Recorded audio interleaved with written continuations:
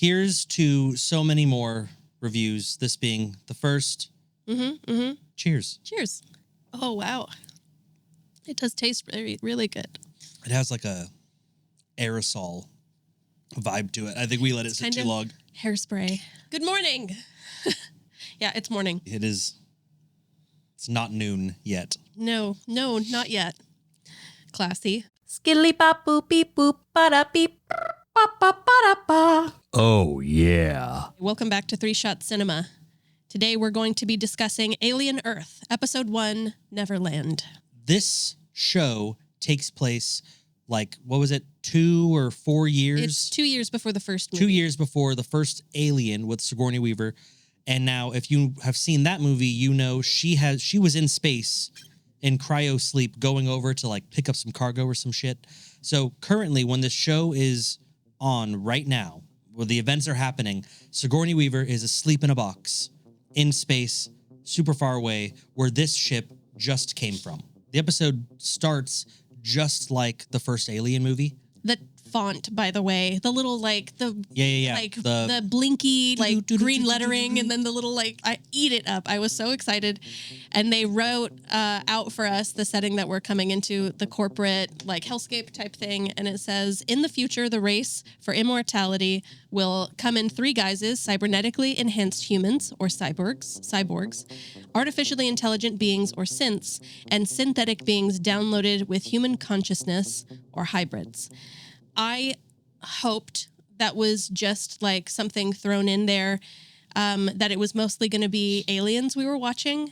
No, that is setting the pace for what 50% of this is going to be. And this is the first time in the Alien world that we've seen both cyborgs and hybrids. We've only, at this point, we've only seen synthetics, right? Which was, Ash or David. Bishop. They look like people, but they bleed milk.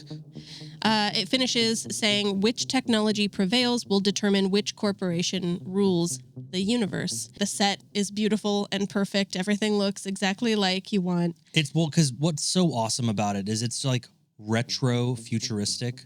Mm-hmm. Like what they thought the future would be in the 70s. In the late 70s. Yeah. And it's so fucking cool. I just love it so much. The set, by the way, was done by Andy Nicholson. Usually, I wouldn't give a shit about that. I'm going to be real honest. I don't think we ever have talked about who did the set on anything. But I'm going to say it. He did a really good job. Good job, Andy.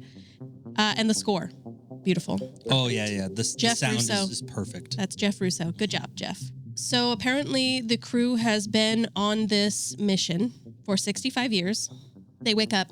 They're eating their exclusively carbohydrate breakfast, oatmeal and cereal. They do a little switcheroo on me. Did you notice the creepy Asian guy? Yeah, he was the synthetic. Okay, so, like, I got synthetic off of him right away. That's what he was sitting there watching over them, I assumed, because he's a synthetic. A spoiler, you won't really know. So you never really get answers. They kind of keep that up in the air. They don't really directly say that someone is a synthetic right away. You kind of have to just, like, marinate in that a little bit. So his name is Tang. We're calling him Creepy Tang. The crew acknowledges that he's creepy, and there's, like, a flashback to him staring at the, like, big-tittied white girl in her cryo chamber. And he's like... Yeah. Trying to palm it through the glass. He's trying to feel it. But there's, like, 2 inches of glass and, like... Really intense moment. Anyway, surprise, the black guy is the cyborg. You see him in the corner. He's the head of security. We're being introduced to what this is. He's not full robot. Yes, that is Morrow. The maintenance guys, they're talking amongst themselves. They're talking about the different corporations that have full control of different planets. There are 5 companies.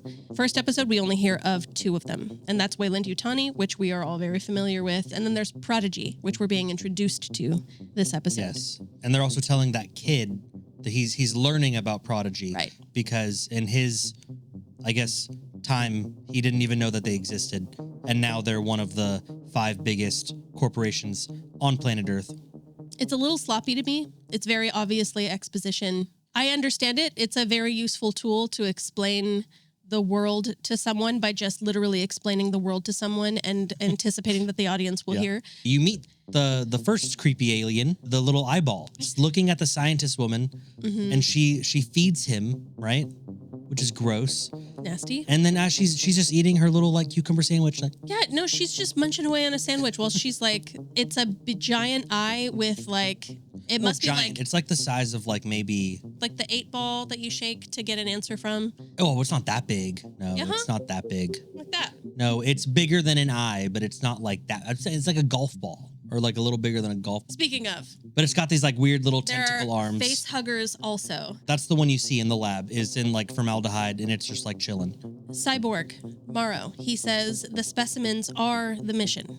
And we remember how the first one went, the whole like crew expendable thing. So they decide to go back to sleep. They've checked on the specimens and everyone's good. Going back to sleep now.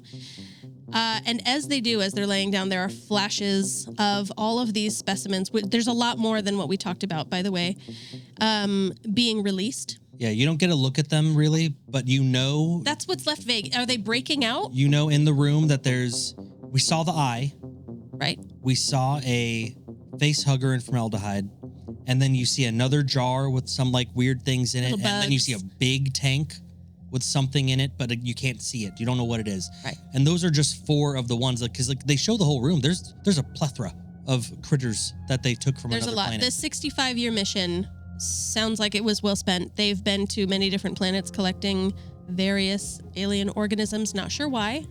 It seems like we're building up to that. And now we're in Neverland.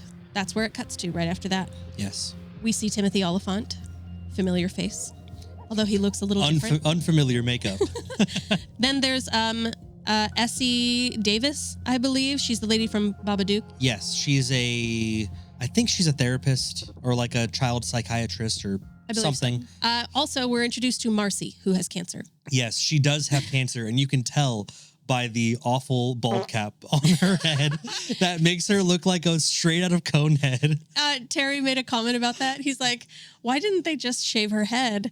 And because she's a child, it really is a child actor, not super young or anything, but maybe she didn't want to shave her head, okay? Spoiler, the child actress is not in the show for longer than like 5 minutes. First episode is about the last time you're going to see her. They explain to Marcy that she's about to be transferred. Her consciousness, like we heard about in the beginning, is about to be transferred from her terminally ill body to a robot one. They talked about it in the beginning, like hybrids are a thing, but I'm guessing episode 1 is the first time they're a thing because they're being very confidential about it. She's not allowed to like talk to her family.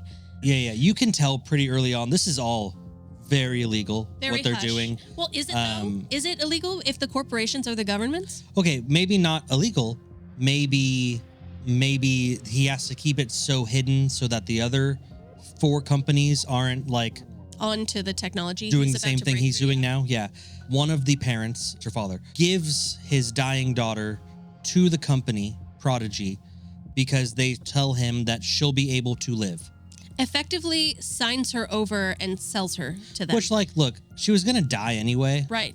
And it worked. So it worked out. Yes, but ethical dilemma. Now she's a human consciousness in a robot body. A robot body is artificial. It was created by the company she was sold to, which was Prodigy, by the way, and we're introduced to the CEO. Get into that in a second. He's disgusting. No, insufferable. He's disgusting. Cannot stand him. He's got his fucking dogs out 24/7. He'd fucking No, I have touches shit in with my his notes. I toes. have here always pajamas, always barefoot. Hate it. He's really boring to me, and I'm not into it. He's a total trope. We go into the transitioning room, and there we meet the scientist that is Dame Sylvia's husband. That's Babadook lady, Essie Davis. Yeah, dude, she's way out of his league. She's so hot. Oh my god. And he's this like- guy's like a fucking dweeb. They have this like weird conversation I would not have noticed if the captions weren't on about him having a dream that she gave birth to a pig. Yeah. Why was that? Yeah. What was the significance of that? No, it was really weird. Why'd you do that? I also caught it because I had the subtitles on. What I really hope is that was just improv. Hey, I had a dream you gave birth to a pig. Let me just say the weirdest like out of pocket shit to try to make her laugh or something. Yeah. And it just made it in. Like that's what I hope happened because that's funny. Dame Sylvia, she says that these are our children. So right now, at this point in the episode, it's just Marcy being put into a robot body, but they have big dreams about much more children to come, and that is exactly what happens. So Marcy comes in. She's about to be made into a robot. Success. She's a robot now. She decides to change her name to Wendy. And now I have cliff scene, jump high, run fast. Yes. That was one of the weakest parts of the episode, I thought. So I did see some... Wendy's up on a cliff. Like, Wendy, come we're down ready here. for you. Superhero leaps off and like doesn't even do a superhero landing. Her legs are just straight. Fully straight. Like those knees don't bend, just bam. And straight out of Forrest Gump, she starts running and the camera slowly pans and she's like a mile down the beach. I guess you have to show us that she's super strong and super fast. It was just I thought that was a very childish way to do it. It was a weak way to show us that. And there were some reviews saying that they didn't appreciate the introduction of child characters, that it has led to some really cheesy juvenile scenes, and I get it. That was definitely one. On that subject, you were talking about how they are perpetually children now. The next scene after this is Dame Sylvia talking to Kirsch, who is Timothy Oliphant. They talk about simulating emotions with artificial hormones. Yes. They would have to. Right. If they want Wendy now to stay human, at least in thought. That whole conversation, Terry and I had a big, long, talk existentially about what makes a human still human. Like, how does that work? Don't know. Interesting to think about, but I'm going to be honest, it's not why I wanted to watch Alien Earth. And that's going to get a lot of screen time, so buckle in. Anyway, 5 more terminal kids show up. They are also made into robots, so there are 6 of them now. There's a very brief explanation as to why that is, why kids. And they say, Wendy explains to them that adult minds are too stiff. For my understanding, it's just simply that there's less data to transfer. You could also argue that a child's brain would be more accepting of a new body they're unfamiliar with, right? True. Rather than an adult. True. I guarantee you there are some dudes that would adapt real quickly if they were transferred into a big tittied woman's body. Well, or just now I'm living forever, never going to age, never going to get tired, never going to get sick. I'm super strong. I'm super fast. I think a lot of people would be really comfortable with that. But a kid wouldn't have any desire to be straight up porking. They don't want to be fucking, and so you transfer an adult who's like, hell yeah, I'm all about the fucking, getting that freak on, and now they're in a robot body, which probably doesn't have that. So maybe or if it does, it's got to be just for show. They are talking about selling synthetic bodies to rich people and the elite. They're gonna want to fuck as robots. They are. They will have memories at least of fucking and wanting to fuck really bad. And who knows? Maybe they can make throbbing milk cocks. and milk lubricated vaginas. Based off of our technology right now, I think Wayland Yutani can pull it off. I think Prodigy, actually, because that's who we're talking about right now, can pull that off. But not right now. Not in this episode. We're back to the spaceship now. We are. Morrow is in the mother system, exactly like in the first movie. While a crew member is banging on the door, asking to be let in and be spared. She was a little rude too. She was just screaming let me in, let me in. Well, she was about to die. Wasn't saying please. Being hunted by a xenomorph. Didn't even knock first. Just went straight to yelling and banging. I don't think I'd be very polite. Could have been more polite. Maybe he would have let you in. Maybe. He wouldn't have. He didn't. His little robot fingers went and a little welder came out and he went zzz. Yeah, and he did weld the door shut. Welded it shut. Which was a pro move, very smart, because about a minute later, maybe 2 minutes later, the very first xenomorph with the human suit, and it was fucking awesome. So cool. I loved it so much. Really important. The reason I love Alien so much is because I love a good creature feature. I love creature design. And in Alien Isolation, that's a video game really important to the Alien franchise. If you are a fan, I really suggest that you play it. Also, it's just a really good horror game if you're into that. They redesigned the aliens' legs to have more of a dog leg sort of feature so that it kind of dips a little backwards because they should be fast, right? And in the first movie, it's just regular old person legs. Dude, yeah. Just regular old dude legs. And so they changed that. They updated that in the video game, and Alien Earth took inspiration from that and kept that design. So I'm really happy about that. The xenomorph tries to break into the room. Successfully. Morrow breaks in, by the way. Is just quick enough to get into the little, like, not an escape pod. It looks like maybe like a... It's kind of like a shelter. A coffin-sized safe room. He gets inside, and we get some xenomorph drool on his face. It was fucking nasty. It was a really cool scene, and they really showcased like how fast and how strong the xenomorph is. I'm super bummed. They cut straight to Morrow taking shelter from the xenomorph, which is just rushing fucking everybody on the ship. But there's no way the xenomorph took out everyone, right? Like we saw those little flashes and stuff. The other things did get out. And you don't get to see that. No, I was really, really cock-teased by that. Really unhappy. Who knows, though? Maybe you'll see it in future episodes. Now we transition to the little twink boy. Yes. So Mother tells Morrow the ship inevitably is going to collide with Earth right into New Siam, Thailand, which happens to also be where Joe, Marcy, or Wendy's brother is living and working. He's a medic with an infantry squad unit like a government military, but there aren't really nations anymore. So this is a full-on military just for the Prodigy Corporation. Yes, and he's a combat medic. Specimen ship, which I forget the name of now. Maginot? Yeah, I think so. It crashes into Thailand and wrecks a building.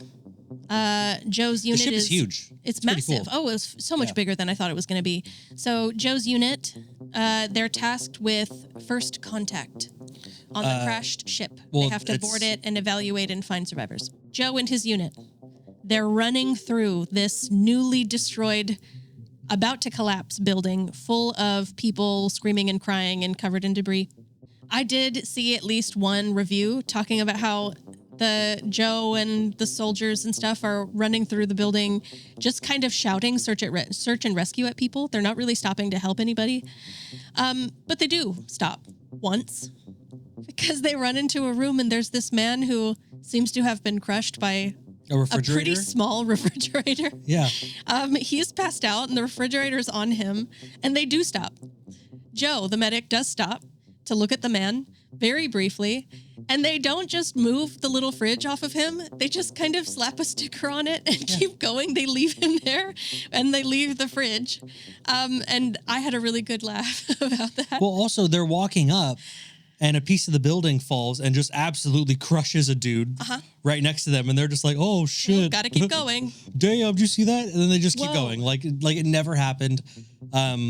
Which, is supposed to tell you that he's seen things. I've seen things. He doesn't want to talk about it. No. Now, I was not surprised that they were not stopping to help people, that they did not move the fridge, because they are really not there for that. And yes. In my head. Understood. In my head. But why the sticker? It looked like it was like reflective tape. So like, hey, there's someone under here.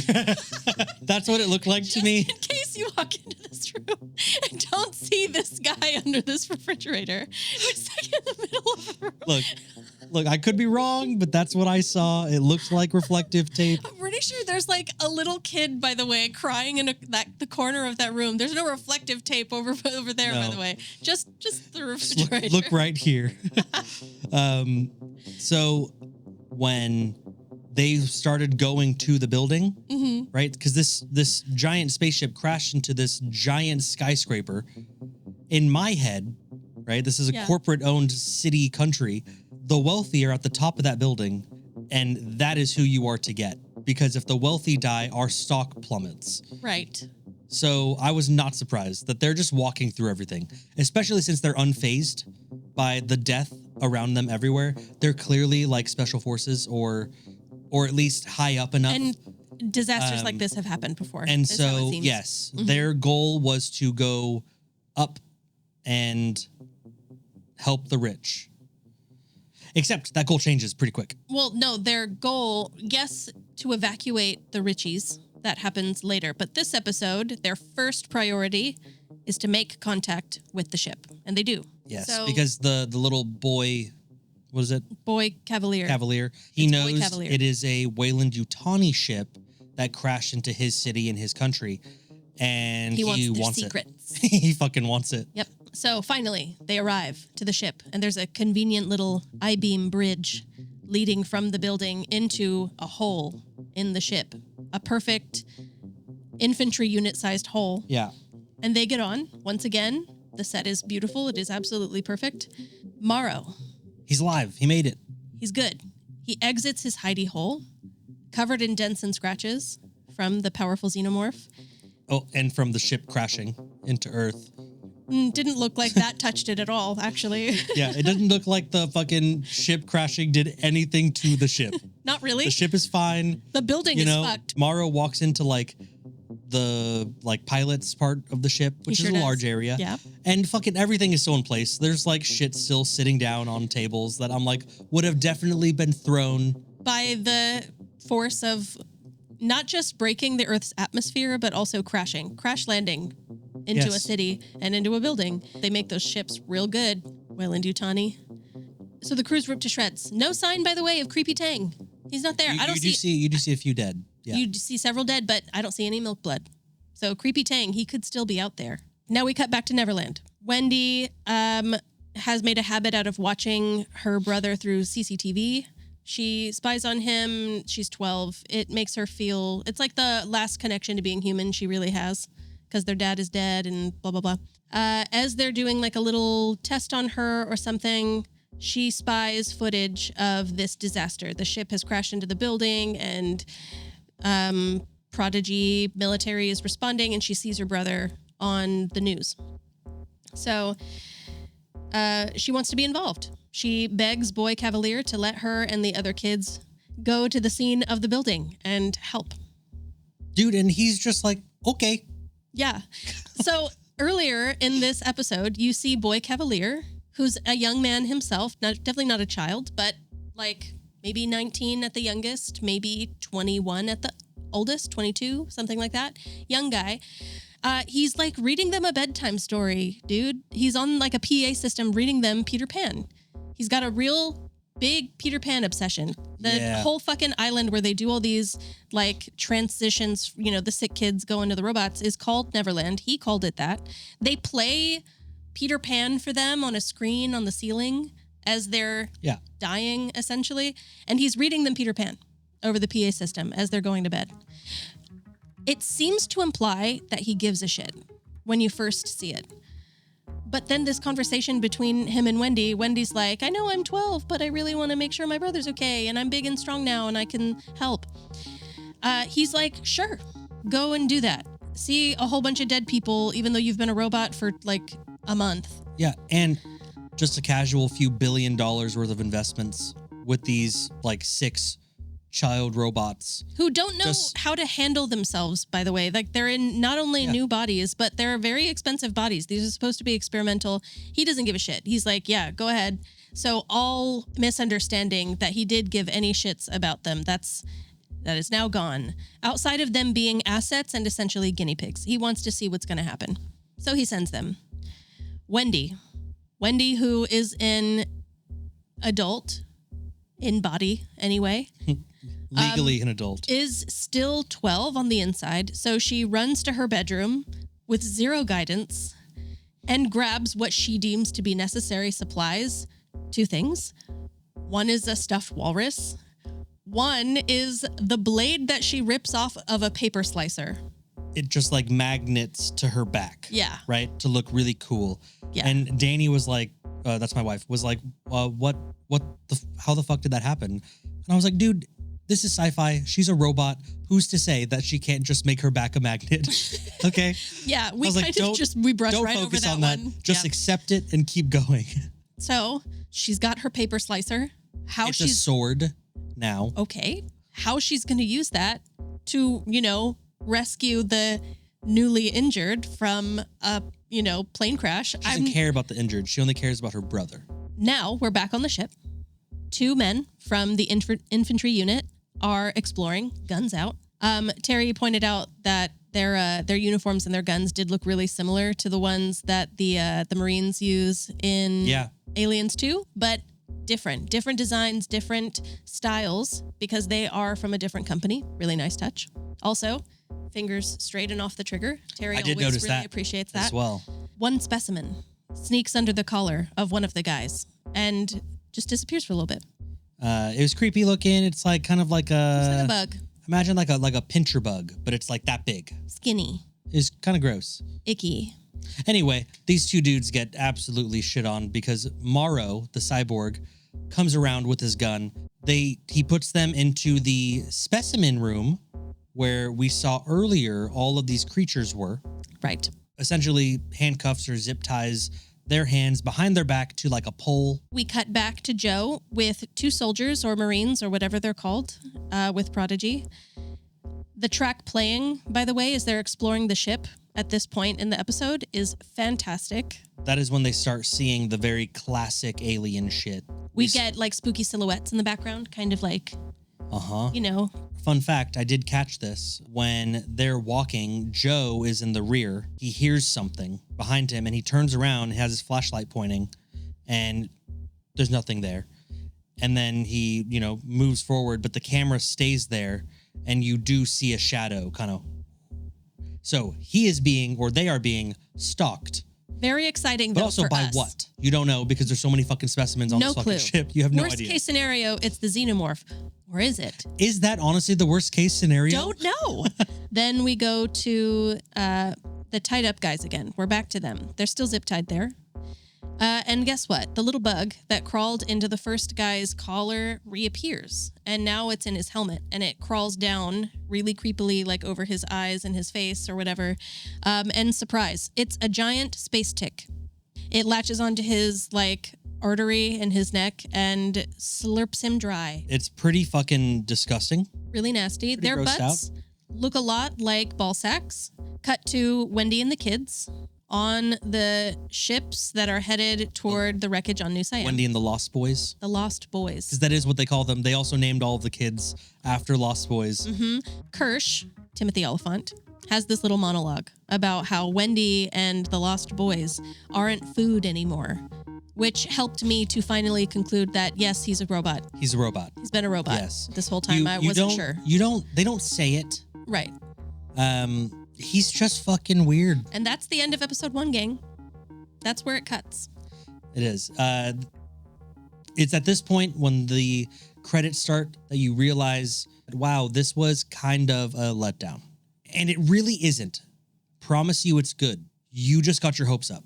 Right. So keep those hopes low, expectations low, and you'll be good. Also, just watch episode 1 and 2 together. Just watch them together and stay tuned because we're going to cover episode 2 in a jiffy. We'll cover every episode. I assume there will be 8 of them. I think there's 8. Yes. I don't know yet. But we're actually going to record that now. So we'll be wearing the same thing. I didn't know that. I didn't rewatch episode 2 and I don't have any notes about it. So it's fine. I just have the show up on my phone and I'm just kind of scrolling through it and I'm remembering because my brain notes are so good. All right. Yeah. Cool. So don't worry. I got you guys. Thank you for listening. I kind of want another shot. We'll see what happens. It's 3-shot cinema, not shot and a half cinema, right? Well, we're about to record episode 2. Let's do the beginning of 2. Okay. See you next time, folks. And cut.